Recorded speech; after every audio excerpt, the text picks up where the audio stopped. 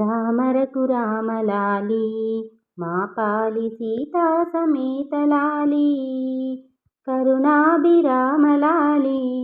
కౌసల్య గారాల తనయులాలి హరిరామ రామలాలి అని ఎట్లు జనులు పాడెదరులాలి సిరివెలయు అయోధ్యలో దశరథుడు చెలగి వేడుకనుండగా ఆవన జనాభులపుడు భూమిపైనవతరించుచునుండిరి పుత్రకామేష్టి చేసి ఆ రాజు పుత్రుల కనగోరగా పాత్రలో పరమాన్నము తెచ్చి ఆ పరమేశ్వరుడిచ్చెను పరమాన్నమపుడు తెచ్చి ఆ రాజు పనతులకు నివ్వగానే సరగునను భుజించియు గర్భమని సంతోషపడుచుండిరి 6 నెలలాయెననుచు కౌసల్యకపుడు సీమంతమనుచు ఆరుడిగను షాయిగా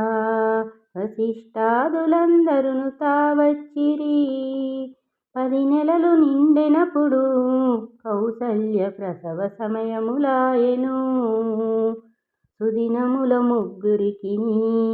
శుభముగా సుతులు 4 కల్గిరి అప్పుడా రాజుతోనూ ఆ వార్త చెప్పి వారలకును ఒప్పైన వస్త్రములు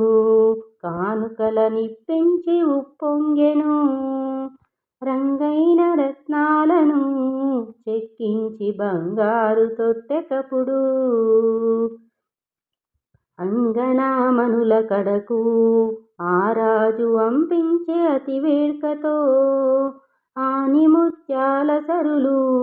తొట్లెపై అసమాన విరులు గట్టి పొందికతో పూల సరులు కౌసల్య పూని శృంగారించెను శ్రీరాము తొట్లెయనుచు కౌసల్య పేరంటములు చెప్పగా ఊరి ముత్తైదులంతా వారంతా చేరి నగరికి వచ్చిరి క్షీరాబ్దిశయనుడమ్మా ఈ బాల సింహస్వరూపుడమ్మా వీరాది వీరుడమ్మా ఈ బాల వేదాంత వేద్యుడమ్మా కరుణా కటాక్షుడమ్మా ఈ బాల కరిరాజ వరదుడమ్మా కుటిల కుంతలి చూడవే మన కౌసల్య కోర్కెలీడెరమ్మా పసుపు కుంకుమ కాటుక మేలైన పన్నీరు గంధమపుడు వారి జాక్షులకప్పుడు సుమిత్ర వాయనాలందించెను 100 పుట్ల శనగలు